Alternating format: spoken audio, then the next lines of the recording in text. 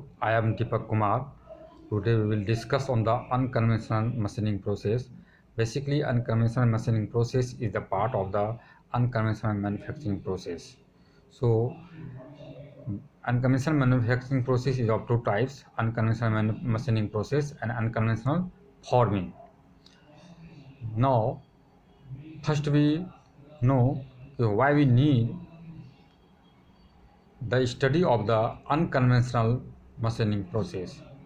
So with the development of technology, more and more challenging problems are faced by the scientists, technologies in the field of manufacturing. The difficulty in adopting the traditional manufacturing process can be attributed to the three basic sources.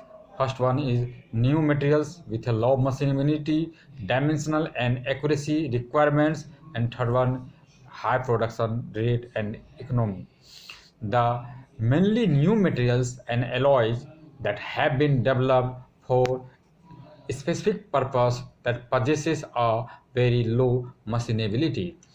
The producing complicated geometry in such a materials becomes extremely difficult with the traditional methods. Also, sometimes the combination of the material properties and the job dimension is such that the use of the traditional processes become impossible. Example, a type of the job are machining a complicated turbine blades made of the super alloy and producing the holes and slot. At the times, the job becomes difficult because of the dimensional complication. So, drilling a non-circular hole with a micro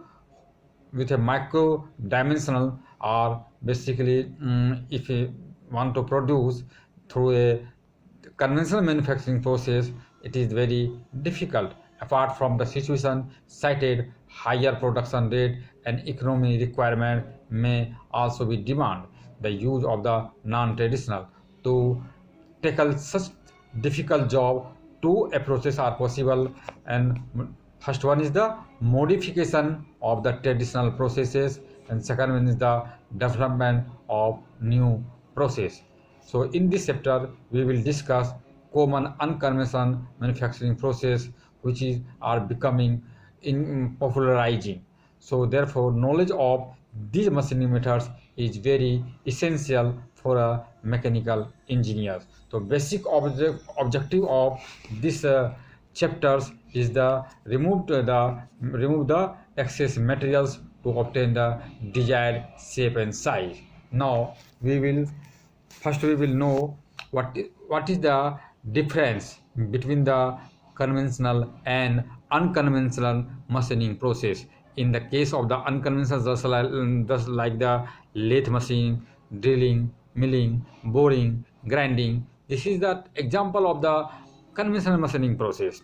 And in this machining process, there is the direct physical contact between the cutting tools and the workpiece during the machining process, and the type of the force, basically shear type of the force be acts for the chip formation in the conventional manufacturing process.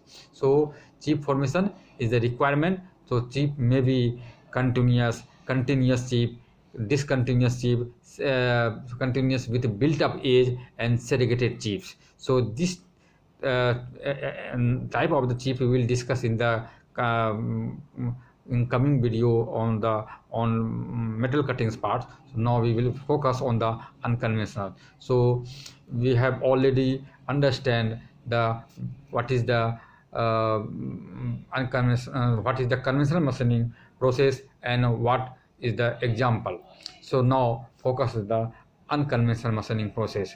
Now we have already discussed in the case of the conventional what type of the condition be exist in the conventional machining process, but in the case of the unconventional machining process there should no direct physical contact between tools and workpiece in the machine during the machining process, and chip formation chip is not formed. chip is not from the unconventional machining process, and cutting tools